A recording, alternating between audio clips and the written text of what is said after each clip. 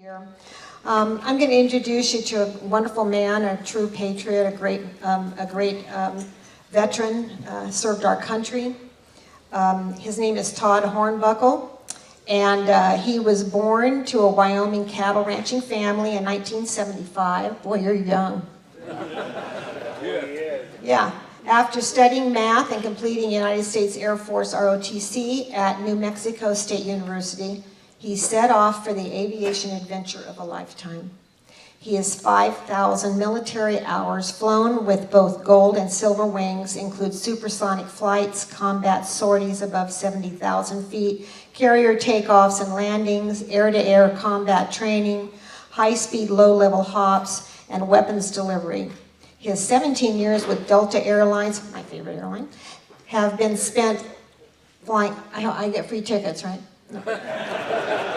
His 17 years with Delta Airlines have been spent flying Boeing 757, 767, and the Airbus 330 aircraft nearly every continent on Earth. In 2016, his greatest aeronautical challenge would come with his 7-year-old daughter seated next to him. Against impossible odds, he endured the unimaginable to reclaim his rightful place in the sky. Captain Hornbuckle lives in Meridian, Idaho with his wife Tamara and the youngest of their 3 children. So may I introduce, please, welcome to the Warhawk Air Museum, Todd. It's an honor to have you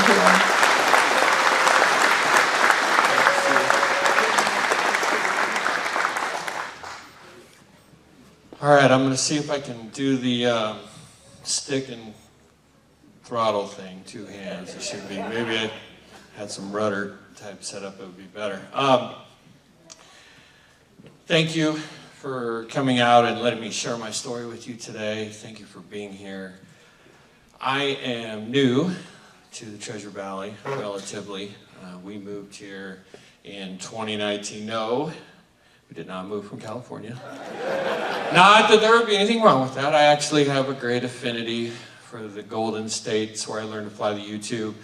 It's where I met my wife and where both of my daughters were born. So a lot of love there. We actually moved here from Texas after I retired from the U.S. Navy, and it was my wife's turn to decide where we're going to live.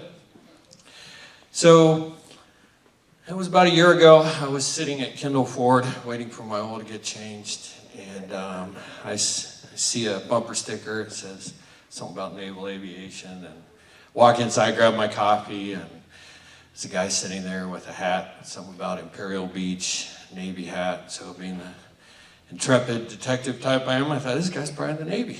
So strike up a conversation, and it wasn't long before I learned all about this place called the Warhawk Museum, and piqued my interest. He was kind enough to set me up with Sue, who gave me a tour and talked to me about speaking. And it didn't take me very long at all to figure out the type of person that Sue and her husband John are. You know, a lot of people today say they support United States military, and I'm not saying they don't mean it. But since 9/11, it's become very politically expedient. It's good for business to say we support the military. And I think most people do mean that. But it hasn't always been that way.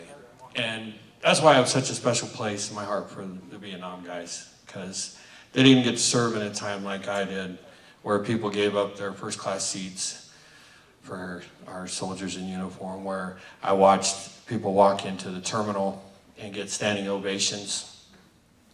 And yet they served with every bit as much pride and honor. And so I'm very grateful for this time when people do support the military. But then there's people who actually do something about it, and that is absolutely Sue and John. So thank you for trusting me, Sue, with something that you very clearly care very much about. No one can ever argue that. And also, before I get started, thank you to my beautiful wife and daughter for being here. If not for my wife, there's no way I could stand up here and do this today. There were times when she bathed me, fed me, bandaged me from head to toe for 6 or 7 hours, only to then go be a mom to a 7-year-old and get a few hours of sleep, get up and do it all over again the next day, and never complain and just go about doing it. So thank you for being here, and to my daughter, who you're going to find out pretty quickly, this is not just my story, but our story, and she's here missing school, which apparently is a bad thing. When it was my time, I would have been woohoo, miss school, but she's missing school to be here this morning with us. So we'll get started. The first time I did this, and by this I mean sharing my story, was for an organization called YPO, Young Presidents Organization, which is an organization I could never be a member of. You have to be a CEO or president of a organization with a top line revenue of like 25 million. And you have to do that before you're 40. So although I could never have been a member, they asked me to come speak for them. And they have every year, my brother-in-law was a member, and they have a training theme. So all their speakers are speaking towards a certain theme. And this year theirs was on Joseph Campbell's seminal work, The Hero of 1,000 Faces. Now, I'd never read this book. If any of you have trouble sleeping, I highly recommend this as a remedy. I did the pilot read, which means I knew just enough to know this is kind of what it's about. But I actually read enough to realize it was a pretty fascinating work. What Campbell had done is he went back and he looked at all the old Greek mythologies, rites of passage, and he looked at them through the lens of Freudian psychology. Regardless of what you do or don't believe about that, it was a pretty fascinating revelation he came to, which is that the point of all these stories and rites of passage is to reveal the human experience in a way that moves us. And so he suggested that they do this by sharing two things that are fundamental to the human experience in one setting. And those are what he called comedy and tragedy. Now, I first thought comedy, I'm thinking Stripes, Caddyshack, Standard Navy comedy, the classics. But this is more comedy in the classical sense. And I love the way he describes this, because I think all of us will resonate. This is why we went into the military. This is why we did what we did. But comedy was that wild and careless, inexhaustible joy of life invincible. This is the life we signed up to live, the life of a fighter pilot, of a SEAL, of a special forces, or anyone putting their life on the line. But that's only half the story of the human experience. The other half is tragedy. And this one really resonated with me. He described tragedy as the shattering of the forms and our very attachments to them. And in my case, you're going to find out quite literally my very form was shattered and every attachment I had to it. But most importantly, it's the sharing of these two things together in one setting, in one ceremony, that moves us in a way that is hard to explain. So I thought, why don't I give it a try? Why don't I use Campbell's method, the method of the ancient Greeks and societies, and see if I can share my story in a similar manner. And we'll see how it goes. So we start with, in this case, we'll start with the tragedy. October 1st of 2016, I was on military orders to be in command of a Navy squadron in Kingsville, Texas. I'd taken leave from my full-time employer at Delta Airlines. And my young daughter over here was 7 years old. She was a first grader. And on this day, we were going to climb into a Beech 180 Sundowner. Now, this is not the exact actual airplane. I wonder if one of these days I'm going to give this talk and somebody's going to, hey, that's my airplane. It's not the one we were flying, but this gives you a pretty good idea of what we were climbing to, a 1978 version of this. And it was something I did commonly with 2 jobs and being busy and kids doing things around the state. This was a good way to turn a 4-hour drive into 45 minutes.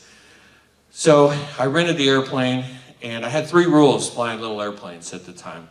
I wouldn't fly, especially with my family, no night, no mountainous terrain, and no weather. I got plenty of that in my full-time job I didn't need to be doing it with my family in a piston-driven airplane. Not that there's anything wrong with doing that, it just wasn't something I felt was worth the risk at the time. So as soon as the sun came up, we take off and we head for Georgetown, Muni, which is just north of Austin, near Taylor, Texas. And we're headed there to see my 8th grade son's cross-country meet. So it was a completely uneventful flight to begin with. You can ask Madeline if you stick around later if she remembers it differently. I think I did make her hold the yoke for a little bit while I peed in a Gatorade bottle or something like that. I was drinking too much coffee. Yeah, she remembers that. Didn't hold her altitude very well, if I remember correctly either. But other than that, it was pretty benign. It was one heading change for 40 minutes at 5,000 feet. Now, the one thing that probably was a little different is I hadn't flown into this airfield before, and I had a buddy there waiting for me. So I stayed high longer than I ordinarily would. I stayed up at 5,000 feet until I could clearly make out the field. I prided myself on all I needed was a VFR chart, no GPS, give me a clock, airspeed indicator, and a chart, and I'll find the airfield, which we did until the point where I pretty much needed to make an idle descent at this point. So pull the power back to idle, and we start coming downhill. At about 500-600 feet above the ground and 2 miles from the runway, it's time to add power back in, catch that normal 3-degree glide path that any of you fly on an airplane or ride on one commercially, that's what you're doing every time. As I add the power back in, there is nothing there. So I think, oh, probably grabbed the wrong, it's the choke. Nope, that's it, that's the throttle. In an instant, I knew exactly what was about to happen. And I'll never forget this moment as long as I live, because it's a moment of sort of conflicting emotions. The first one was sort of an indignant, almost an anger. Like, really? Really, God?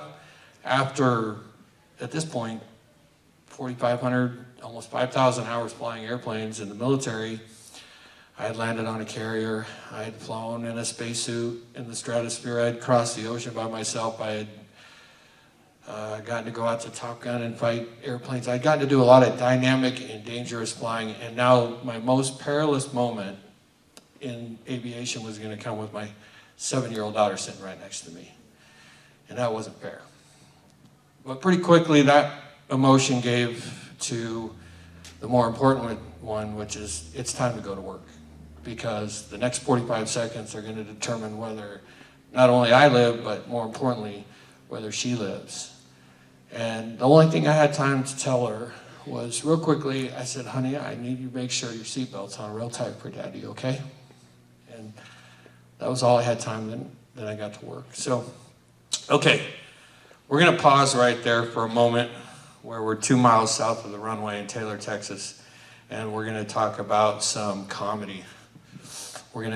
Now we're gonna go into that wild and careless, inexhaustible joy of life invincible that we all look for. So I am a true Gen Xer. Born in the mid-70s, grew up in the 80s, where we drank fully leaded sodas with no sunscreen and no bike helmets. And one of my earliest memories was about the time this picture was taken. That's me on the far right there. I guarantee I didn't have any shoes on. And my mom has told this story so many times that I'm not sure if it's a memory that I actually have or if it's a memory that I have just heard so much that it's become a memory. I think we probably all have those. But it's also a story that I would later come to appreciate the importance of. And it goes like this.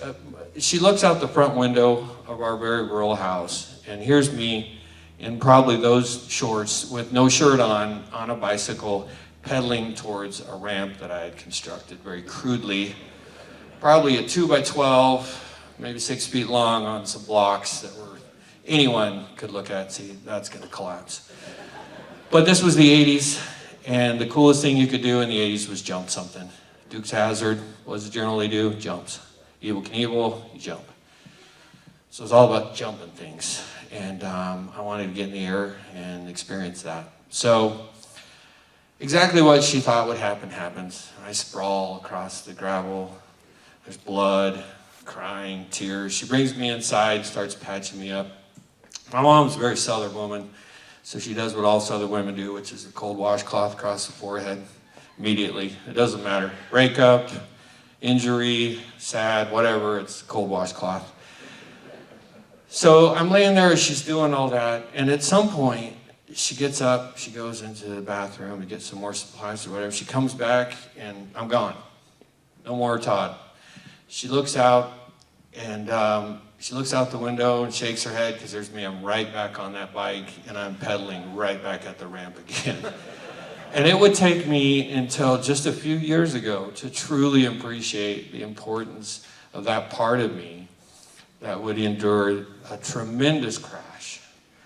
And then as soon as I'm capable, get back up, climb back on to the very thing that took me there and pursue, full well knowing what could happen, but not worried so much about the tragedy as that pursuit of the comedy, of the wild and careless joy of life invincible. So I grew up, as Sue mentioned, as a rancher's kid, and wow, I guess it'd be fourth generation cattle rancher if I'd stayed and done that today. And this is a picture of me on one of my first rope horses, probably about 9, or clearly I'm 21 years old or older there. So I played football in high school, and I went to a little school in South Dakota to start off playing football before I realized pretty quickly that I was extremely white and extremely slow, and I would probably need to find something else to pay the bills. Fortunately, I was a pretty good math and physics student, which bought me an Air Force ROTC scholarship. And in 1998, I graduated from New Mexico State University with a degree in math and physics, and I became a second lieutenant in the United States Air Force. And I also was selected to attend United States Air Force undergraduate pilot training in Del Rio, Texas. Now, back in those days, if you finished in the top 3 of your class of like 30 or so, you're good chance you were going to come back as an instructor. And the top 2 guys pretty much would get what they want. I think I was number 3, so couldn't talk either of them into staying as instructors, and so there I was. But truth be told, it was an assignment that I actually loved and kind of wanted, because I liked teaching. I had done some teaching when I was in the math department at New Mexico State, and this job would turn out to be one of the best jobs I ever had. I would start off by teaching in the mighty T-37, the Tweety Bird, or as some people called it, the 500-pound thrust dog whistle. I still remember we would take this thing cross-country into the smallest fields that big jets couldn't go into. And so people were excited to come, oh, we got a military jet here. And they'd want to come out and watch us start it up. And it was the same act would go on every time. They'd start out, and they're real excited, and then start number 1, and they're hearing it, and starts to get up to about 20, 30% RPM, and they kind of start doing this a little bit, and then at about 40% RPM, both ears are plugged, and by the time you're at idle power, they are running for the door. I also use it as a convenient excuse when I can't hear my wife, so it was really fun to fly. And, you know, this I attribute to giving me that aviation foundations that would one day literally save my life. Because those kids that we would fly with, you sit right beside them, they would try to kill you in ways that you could never imagine.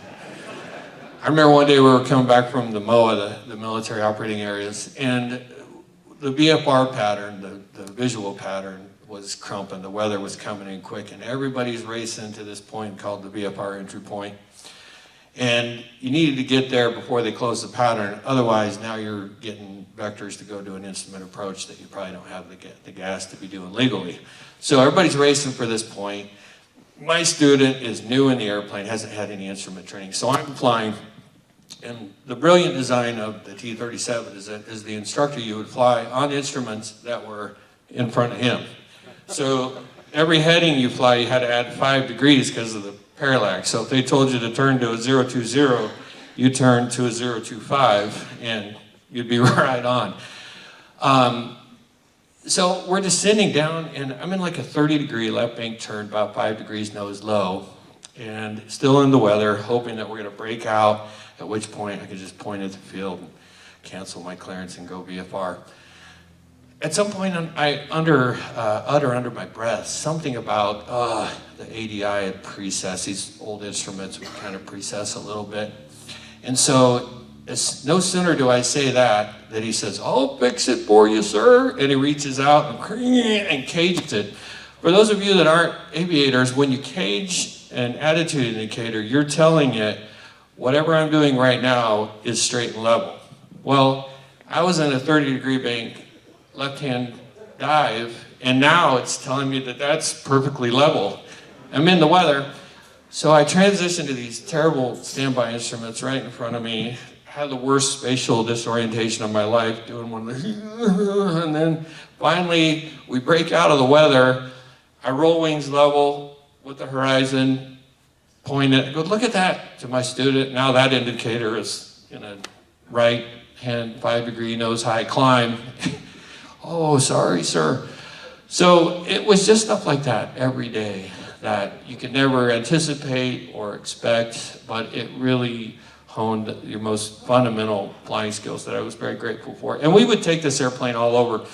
This is me and one of my best friends. We took that to an air show in upstate Rochester, New York, probably 10 hops at least from Del Rio, Texas, to go 300 miles at a time getting gas. This is one of my favorite pictures from those days because I got to take one of these jets into Casper, Wyoming in my first 2 years as an Air Force pilot.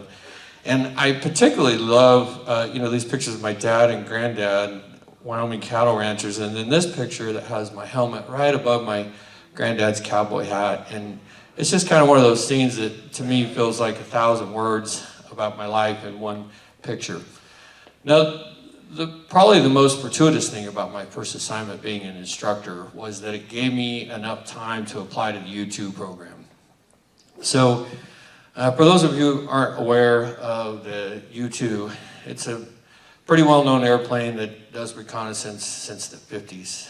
I would become the 796th U2 pilot in 50 years when I first flew it. But in those days, in order to apply, you had to have about 1,300 hours of piloting command time. And because I was an instructor right off the bat, all my time was either instructor or pilot in command, or both. So I was able to apply as a young 03, a young captain in the Air Force, and which would become kind of a theme in my life, kind of like when I met my wife. All she could do was say no, right? So I take a shot. So I apply, and they invite me out for the 2-week interview. They got a big stack of applications, and I think they take, 20 or 30% of those. Then they ask you to come out for a 2-week interview. Now, the first week of the interview is just what you might call an a-hole check or D-bag check, whatever your particular moniker is. But it's basically making sure that you have a personality that's not going to be caustic to what is a very small environment, and sometimes you deploy only 1 or 2 of you at a time. So you make it through that first interview by putting on your best self, or that first week, and then they ask you to come back and fly the airplane in one of the few 2-seaters that they have. It's 3 days of successive check ride type flying. So first day, you pass that, you go on to the second day, you pass that, you go on to the third day, and if you pass that, they give you the job. So day 1, put me in the 2-seater, and the first task is we're just gonna fly right down the runway and just keep the airplane over the runway at about 50 feet. I'm like, oh, this is ridiculously simple. Okay, and I kid you not, it was the most humiliating, embarrassing. If anyone's ever drove an old farm truck with about 40 degrees of play in the steering wheel, and you're always behind it, that was me. I looked like a drunk person going 300-foot wide runway at Beale Air Force Base in California where the SR-71 flew. It's a huge runway that I could not even stay between the confines of. And I'm thinking, I'm supposed to have shown that I could land this thing. Eventually, I guess my instructor determined it was safe enough to try to land. He demonstrates the landing. Of course, it's perfect. Slightly tail wheel first, boom, wings are level. The U2 is a bicycle gear, has no gear except for the nose and the tail. And if you lean on a bicycle, you turn. So you have to remain perfectly wings level in 127-foot wingspan with fuel sloshing around. And so he lands perfectly level, right on center line, puts the flaps back to take off, sets the trim. You got her, just drive it down the runway for a little bit. As soon as he gives me the airplane, same thing. At one point, we're 90 degrees off runway heading towards the dirt, and I'm praying, just please take the airplane, which of course he does, right back on center line, gives it back to me. So we go through this process for the next 2 hours. I'm finally, after 15 or 16 landings, I'm doing it to the point where he's not taking the airplane that much. And I'm just exhausted, and I feel beat down and humiliated. And we're on the downwind. I'm thinking this is, going to be my last flight in a U-2 ever. And I don't know what I said under my breath before he said, yeah, you're not doing I'm not taking the airplane anymore, right? And I'm like, wow, that's the bar for passing. It says a lot about this airplane. So the next day I come back, day 2, and things get better and better. I make it on to day 3. Day 3, the big hurdle is the no flap. And in a U-2 and a no flap scenario, you're simulating that you have lost all hydraulics. And for every knot that you're fast, you float an extra 1,000 feet down the runway. So if you're 5 knots fast, forget it. You just ate half your runway up trying to slow down to land. 10 knots, you might as well go somewhere and eject. And I never thought I would get yelled at for being consistently 1 knot fast. Like, that's ridiculous, generally, in aviation. 1 knot, I mean, it's probably outside the air limits of most airspeed indicators. But that's the kind of airplane that the U-2 was. Now, after that 3rd sortie and they hired me and it's time to start my training, they said, well, we'd actually like you to be one of our T-38 instructors first. Every U-2 pilot also flies the T-38 as a companion trainer, because it just doesn't make sense to burn up doing basic pilot proficiency stuff in an airplane that, when I flew it in Afghanistan and Iraq with all the sensors and the Gucci toys and things on it, they valued it at around $1 billion. So they had us do all our basic proficiency stuff in the T-38, which this was a fun airplane. This is a 1967 Corvette style airplane, just fun. Made to go fast, looks cool, just great to fly. This was at what was formerly Williams Air Force Base, if any of you were ever stationed there, Willie. And then this picture a guy took of me, I was walking into the base ops at North Island, and this guy says to me with a foreign accent of some sorts, asked me if he could take pictures of the airplane from the departure into the runway. I'm like, sure, just email them to me. This is before texting pictures was really a thing. And then I just remember taxiing out thinking, man, I hope that guy's not like a terrorist or something. He did talk kind of strange, but he wasn't. So I thought one of the best ways I could get you a sense of U-2, and then I'll tell one of my quick there I was stories about flying it, was to show this very brief clip that was made just about a year or 2 after I left the program at Al Dhafra Air Base, where we were flying it to conduct missions over Afghanistan. I would later find out that those were the missions where we were chasing bin Laden, trying to figure out exactly where he was located. But we were operating out of the UAE, and this kind of gives a sense. Uh-oh. Not getting any audio here. Is that normal? I think it was kind of low. I think it's better here. Yeah, I don't think it's coming through any speakers. Well, I'll tell you what. I'll narrate. So this is what it looks like when the airplane's loaded with mission equipment. Every U-2 landing is chased by a mobile, which is another U-2 pilot in a sports car. Back then we had these GTOs that were pretty quick, actually. So he's going to chase the airplane, and he's basically a human radar altimeter. He's call out the height of that main gear, and the pilot wants to hold it 2 feet off the runway. The fun part is, right here you're going about 100 miles an hour, and then watch how the deck angle changes on the airplane. Look at the tail wheel. At the very end, it sits down first, Anybody who's flown tail dragger airplanes in here, that's exactly how you land them. And then notice how he keeps the wings perfectly level. At some point, he's going to set one down right there, and then they'll come in and they'll put pogos in the wings that allows it to taxi back. It's a really unique mission. One, you're in there all by yourself. No wingman. No, our motto was alone, unarmed, and unafraid. And some of those missions were just brutally long. You had to sit in the spacesuit for an hour before you even took off so that you could breathe 100% of oxygen and get rid of all the nitrogen in your blood. In Afghanistan, our mission became a lot more dynamic than it had been in the past. Early missions of the U-2 were the Cold War missions. It was originally designed to fly over Russia at this altitude and stay on the Black Line. But by the time we were flying it in Afghanistan, I was talking to guys on the ground. I could hear gunshots in the background, and we were offering real-time type of information.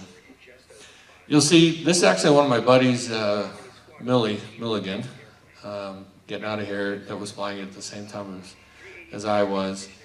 And this probably was about 2009. This next video I like because it gives you a sense of what it looks like when you're driving the car, chasing it. And this was always a good time. Of course, we acted like it was strenuous duty, but it begins with pretty much just punching it, the accelerator to the floor at just the right time. And you're going to see that he's going to join up right here. He's going to call about, there's 10 foot at the threshold, and then he'll give calls that sound like 8. There's about 6, 5, 4 right when that main gear's right on the horizon. There's 4, 3, 2, 2, 1, and inches. And then he's on the ground. You'll see the spoilers pop up on the wings. It was fun. It was when you weren't flying the airplane or the T-38, you were driving the car. And I really never got tired of that mission. One of the most challenging things about flying it, though, was the suit. We would call it going suit stupid when you first started to learn to fly in the suit, because you just didn't have any of your normal tactile functions. You couldn't feel things. I can't tell you how many times I erased something and then went, and then realized my breath only went to there, or go to scratch your nose. And we would eat through the same space foods that the NASA guys use with a port. And so there were the challenges of flying in the suit, but eventually it got very comfortable. After about 1,000 hours, it just felt like my little safety cocoon. And I took this picture one day I was sitting over Baghdad, and things were kind of slow, and I had a buddy who had a pub back in California, and he was an intel officer, so I sent him this picture. It kind of became famous briefly. It went all the way around the Air Force. I think it went into some of the other service channels a little bit, and then jumped back in. That used to be all the email chains that would go around. And eventually came back to one of my buddies from flight school, who sent it to me and said, "Have you seen this?" And of course I had. But it was a fun time. This next picture is from my last sortie over Afghanistan. And I'll tell you, if you could zoom in on my pupils in this picture, they would be ginormous. Because to fly over 10 hours in that suit by yourself, the Air Force gave us some wonderful drugs. I had a very innocent, not maybe as you would think, as evidenced by the Coors Light on horseback, but in general I had a pretty innocent youth. I had never experienced any kind of recreational drugs or anything but a beer here and there until the Air Force introduced me to amphetamines. And they would add, if you're scheduled to go over 8 hours, it's really just kind of like Ritalin that they put into a sort of a cough syrup type. But man, it was like you could think a million miles an hour, and you'd come back and land at 2 in the morning and be very grateful. This mission is one that I was talking about, where I later learned when I was at the Naval War College that when some CIA guys came to give us a brief, that what we were actually doing was chasing bin Laden, or at least his courier near the Pakistani border. we just, as the drivers of the airplane often, they would just tell us enough to get the airplane in the right place and turn on the switches. I always say that's less that they could beat out of you that you knew. But it was, certainly kind of a need to know kind of thing. Okay, so here's my one story, because I would be remiss, and probably people would suspect my authenticity as a pilot if I didn't at least tell one. There I was, cool story. The 10% rule applies, so it only has to be 10% true to be a valid flying story, fighter pilot story. I'm just kidding, it's all true. So, this was a good deal sorting for me because I had been in the desert for like 90 days. And the old joke was, I guess I forgot to mention my call sign was Horny. My wife loves that. There's people that I flew with 10 years and don't even know my real name. But they were like, hey, the joke was Horny lives in the desert and just deploys occasionally back home to California. And at this point, I was ready for a break. So they offered me a good deal. You're going to fly a jet, and you basically ferry a jet from RAF Fairford, just outside of a little town called Swindon, maybe an hour from London. You're going to ferry this jet to RAF Akrotiri, which is an island base on the island of Cyprus. So I'm like, woohoo, good deal. I get to stay in Cyprus for a week and a half once I get there. We called that place Fantasy Island. It was great. It was a great place to go after being in the desert. So I sit at the end of the runway. Now, traditionally, the French are difficult to work with, but even more so when you tell them we're going to fly a spy plane right over your country.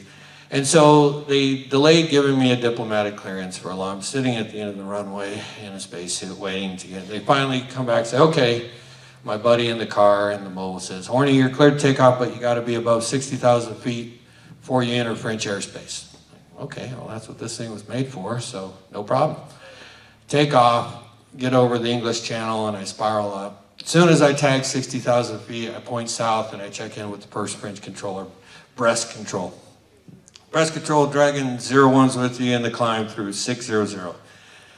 And I hear something that we never heard in the U2, which was the response was, Dragon 01, do you need to descend and maintain 600? And I'm thinking, why? There's nobody else up here. No traffic conflicts, nothing. It made no sense. And in the U2, every mission is full power. The entire sortie, you just climb higher and higher as you get lighter, burning off gas, until it's time to come down. At which point you go idle power, you actually put the gear down, speed brakes out. If you didn't do those things, it'd take you an hour and a half to get down. So it was weird. I almost had to use really? Pulling the power back is weird. So I pulled the power a little bit, sort of shallow my climb. And shortly after that, I check in with the next controller. French control, Dragon 1 is in the slight descent to 600. This guy's even more indignant than the first. Dragon 01, you were told to descend and maintain 600.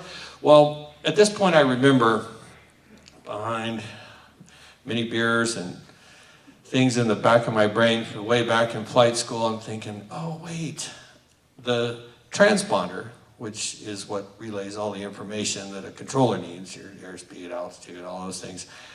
Once it gets above 60, it just says 60. The unclassified answer is the airplane climbs above 70.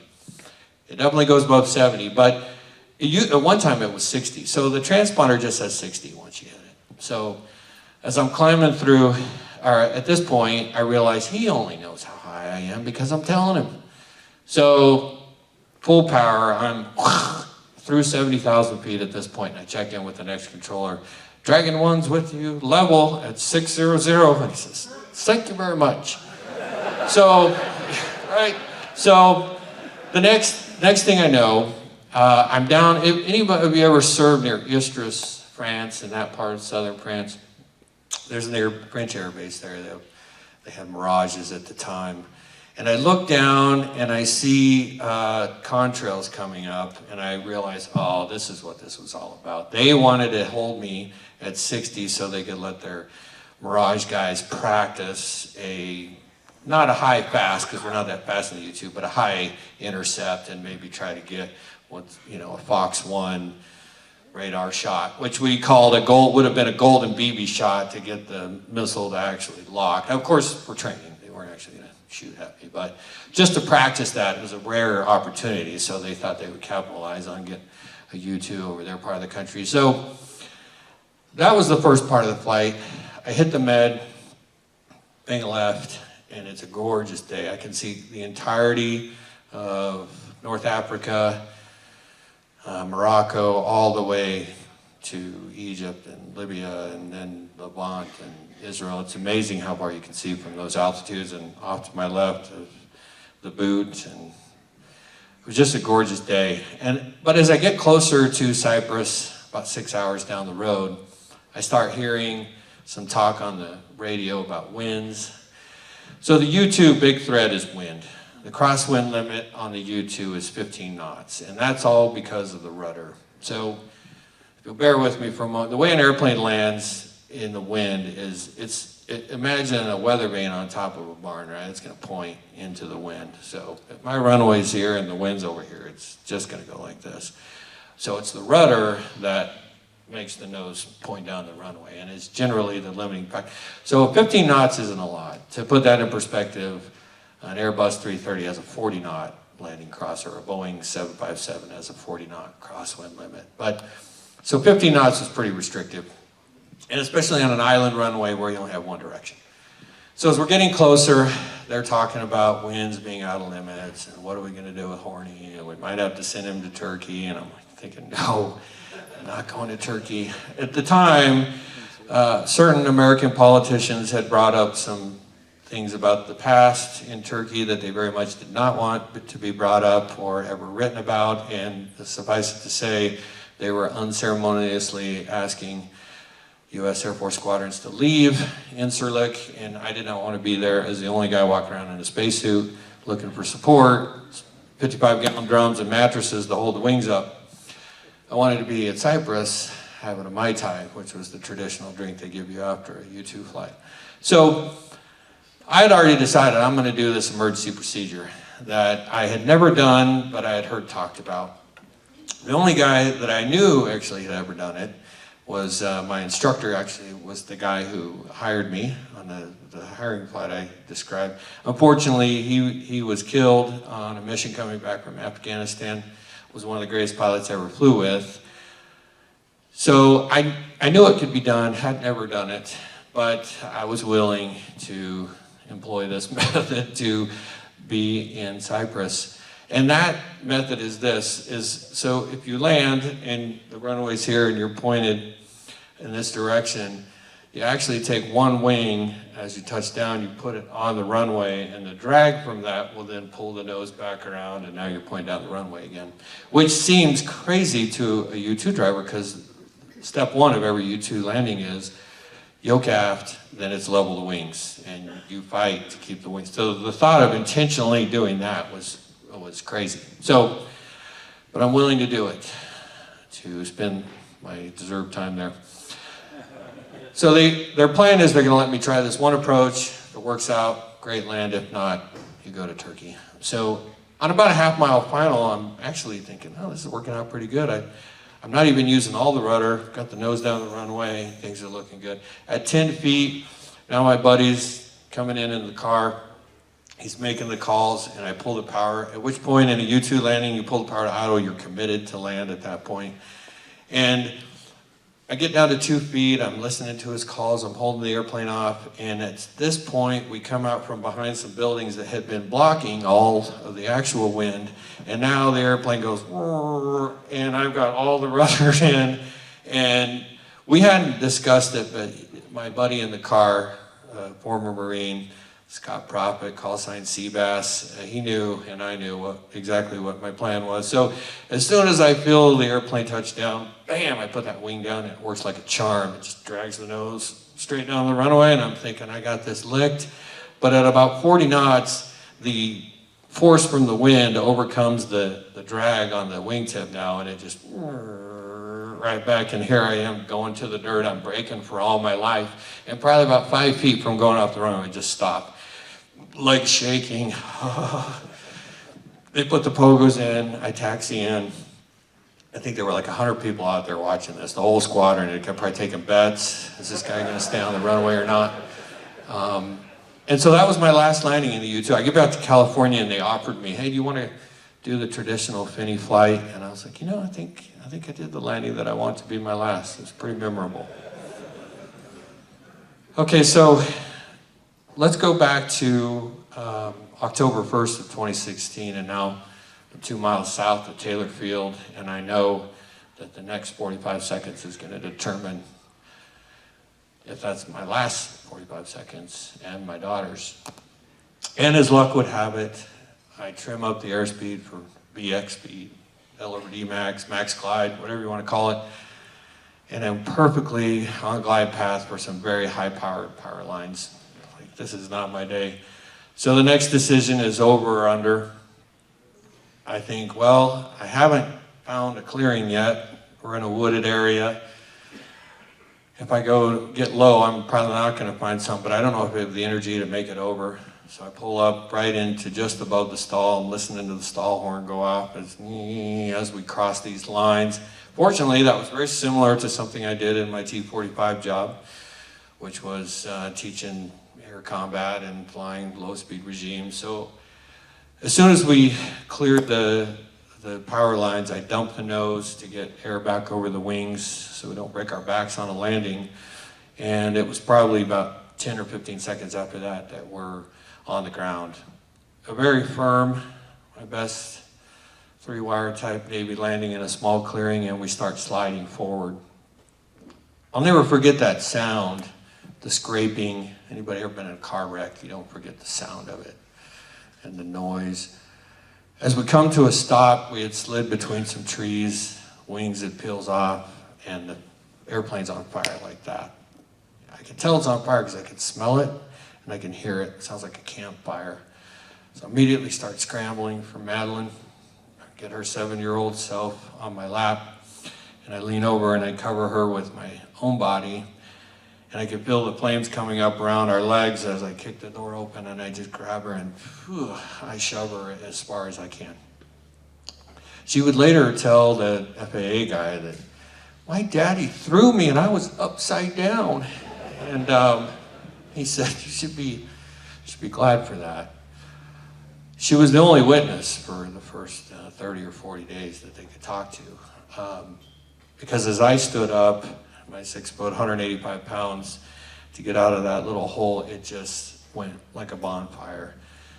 And this I will never forget, that feeling of simultaneous pain and fear and impending death as I just buried my left side of my face into my arm and cried out, oh God, because I thought this is probably going to be it. I dive out, and at this point my memory gets a little fuzzy because the adrenaline and the shock. I know that we had to get over a fence that I helped Madeline with. There was a small body of water, like a pond or something, that I wanted to get into because anyone who's burned their hands, you want to put them in water to cool off. And Madeline was wanting to get down there with me. She had minor burns on her hands. And I knew if she got in there with me, I wouldn't have the strength to get her out. So I kept her out of there. We had to make it about a mile through the woods with what I would later learn was half my body burned, 3rd, 4th degree or worse. No shoes, and we finally made it to a highway. My good buddy who I flew in the Air Force with was waiting at the airport. He kept an airplane there. He was going to take us to the track meet. I told him I would land at 9 o'clock. At 8:57, he sees smoke come up, and his first reaction was, well, that's rude to control burn off the approach end of the runway. And then he realized immediately, yeah, this is it. And he jumped in his car, took a lucky turn, had a fork in the road, and comes around the corner, and I'm hunched over, and he knew.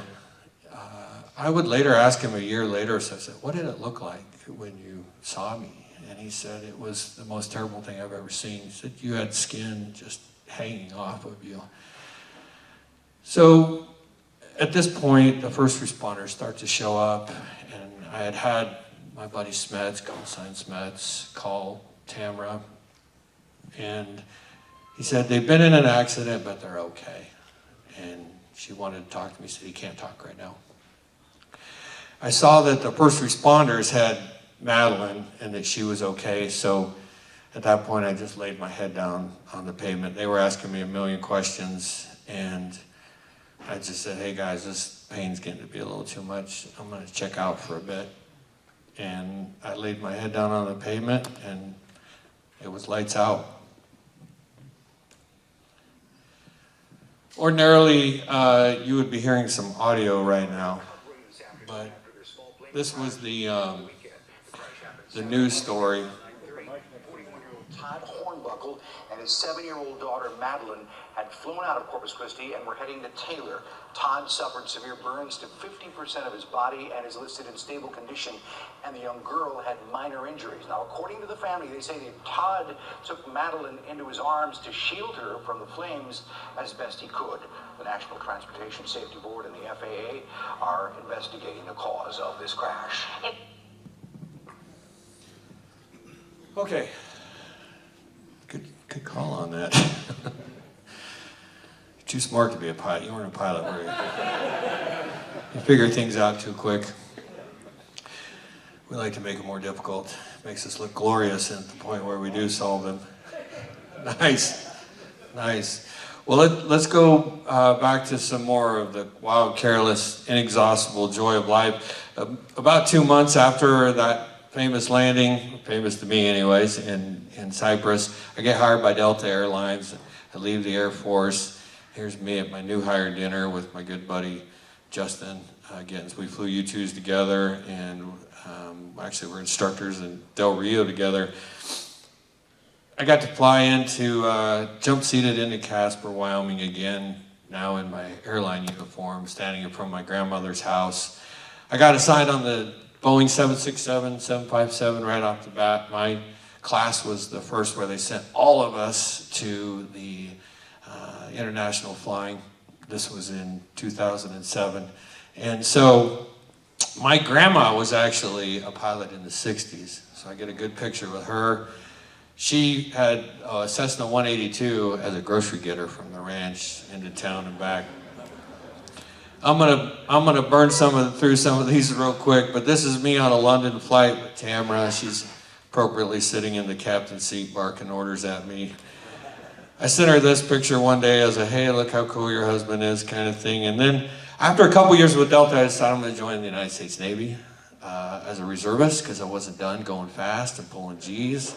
And this is my first carrier landing. I did my first carrier landing as an 04 at 32 years old, wondering why am I doing this? But the reward for that is you get to taxi over and have a carrier launch, which is a world-class amusement park type ride. I never got tired of this job. When I'd come home from a Delta sortie, and then I would spend the next week flying Navy jets, and we did so many different cool things in there. We taught weapons delivery and old school dive bombing patterns. We did low-level navigation, and we even got to take our jets occasionally. We would go out to Top Gun and fight against some of their students, which we were supposed to lose, and generally they would clobber us pretty bad, as you would expect in an F-18 versus an old Cat-3 type fighter. But once in a while I could get one of them to make a mistake, go blind, and then I had him. I shot one of my old students one day out there. He was very upset about it. My favorite role was what was called the bandit role, where I would take students up and fight against them for 30 minutes or so, and then that would determine whether they were ready to graduate or not. These are two of my Marine students. I love my Marine students because they, you could tell them, I want you to fly up initial inverted, and they would, in Forrest Gump style, yes sir, and not even ask why. Then you'd have to tell them you were kidding. I always wondered if it was just a joke or what, but the Navy kept promoting me. They sent me to the Naval War College, and then they eventually swore me in as an 05, and then by the time that I left, I was the commander of this unit that originally they told me they would never hire an Air Force guy into. And the Navy does their change of command right. They do an airborne change of command. You fly over the field, and you know, all the comms are pumped through the speakers. You have command on the left, I have command on the left. We trade places, go into the break, come back and taxi the jets in front of the crowd. The best thing about, you know, one of the best things about military for your spouses is they get to go to actual balls like a princess, and well, unfortunately without a prince, but it was never, it never really seemed like work. I think most of you could appreciate that.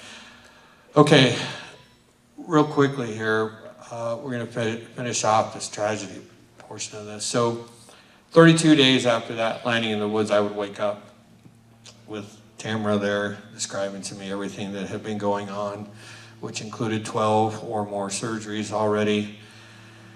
And I just remember this feeling of, I don't want to do this. I just want my old life back. This is too much.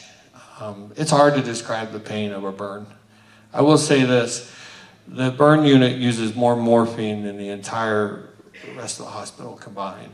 And the worst part of my day was always night, because I knew the next morning when I woke up, they were going to come in with that big steel table, take all my bandages off, put me on it, wheel me into a shower bay and scrub my burns. And I can tell you that there is no morphine that takes that. Sometimes just have to tap out.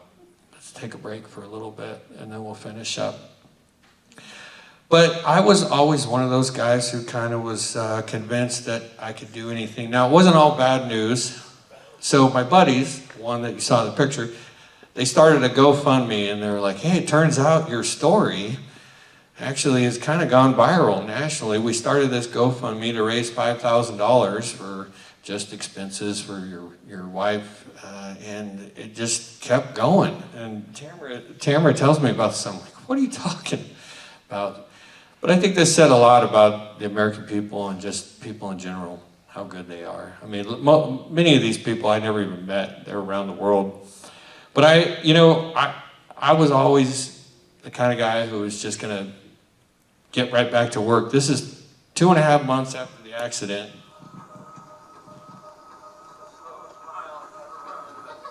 It's still something.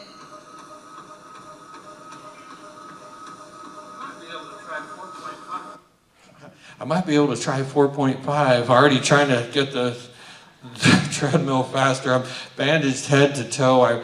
I ran a 5K that February, completely bandaged, bleeding on my one arm. But I wasn't going to let this beat me, although it quickly became apparent that this wasn't going to be just a quick recovery. This was our first Christmas, which we spent in a Fisher house. What a wonderful organization. They provided housing for us. When Tamara left that morning, she took an overnight bag because her plan was, oh, we'll just come back on Sunday. But it would turn out to be 1.5 years before either of us walked back into our home here in Corpus Christi. We lived in one small room with 2 beds, the 3 of us. My daughter had to completely change schools as I continued on my monthly surgery schedule. Tamara cried when we finally walked back into our house the first time because she was so happy to be there. This is them enjoying a winter in South Texas and happy to be home. And it was about this time that an organization called Bell Veterans Program sent us to a dude ranch in Colorado. And that's really when my recovery would turn around, because the first night we were there, I'm standing in front of a line of dummies, roping dummies, and I still had all the garments on, bandaged head to toe, and I pick up a rope and I swing at it, and the guy who does all their cattlemanship says, hey, you've done this before. And I told him that, yeah, I grew up doing this and rodeoed in high school a little bit. He said, well, we got to get you roping again. And fast forward Friday night, and here's me, the first guest ever that they allowed to participate.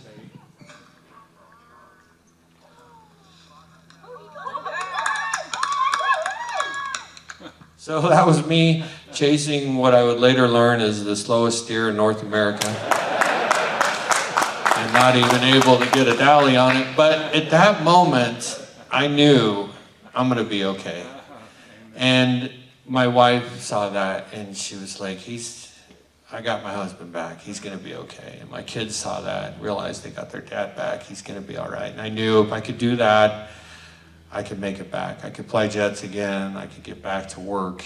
And about that time, I found an organization in Dallas that paired me up with one of the world's greatest plastic surgeons, Dr. Julian Prebaz. This is him. In 2012, he was the chief of plastics at Harvard, and he did the world's first ever full facial transplant. Not what he did with me, but he did a lot. He did what would end up being about 15 or 16 surgeries over 4 years for me. The first thing he did was put this expander in my left shoulder. I remember for this thing, I had to go by the doctor over at St. Luke's once a week. They'd inject saline in there until that thing expanded big enough, and then it became my left cheek. This is the first picture that I finally looked at again after 7 years of not looking at myself. It was one of those things where I said, you know what, I'll deal with that when I'm ready. And after this last surgery, I was sitting there and Tamara said, I want to take a picture of you, I want you to look at it. I'm like, what are you talking crazy talk? You know we don't do this. So she did, and I looked at it, and I was okay with it. So today,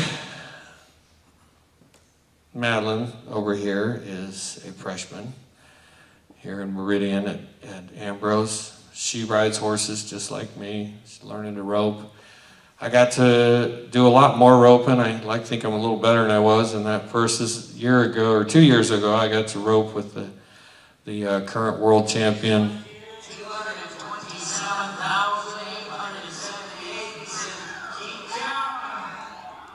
That's Junior Nagala, for those of you who don't, if any of you follow rodeo, that was the world champion healer at the time.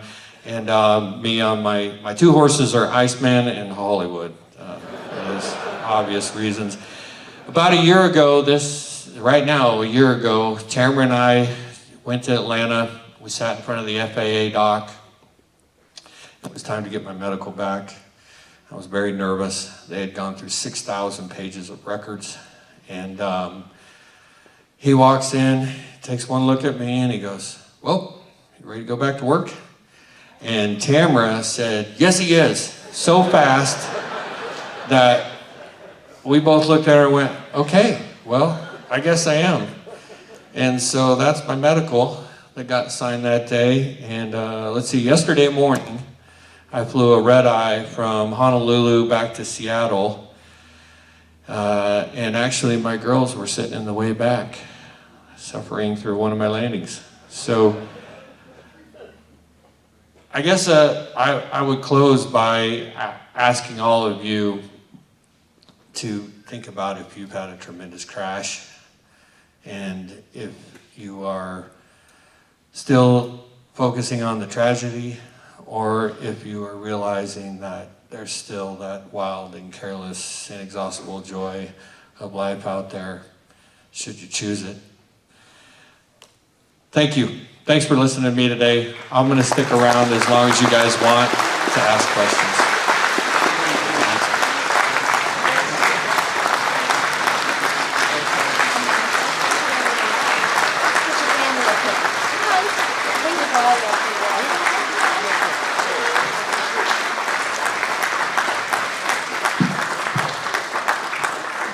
Here they are. I want to give this to you as a gift from the Warhawk Air Museum for your whole family. So thank you so much. Thanks for being here. You're a brave girl. Yeah. Thank you. Wonderful to have him here. He's going to stick around if you guys have questions. It's just running kind of late, so we're not going to take questions now. Just come on up and chat. They plan to stick around for a couple hours. So thank you so much for the day. We loved it. We'll see you next month. First Tuesday of the month, and I hope you have a wonderful April, everybody.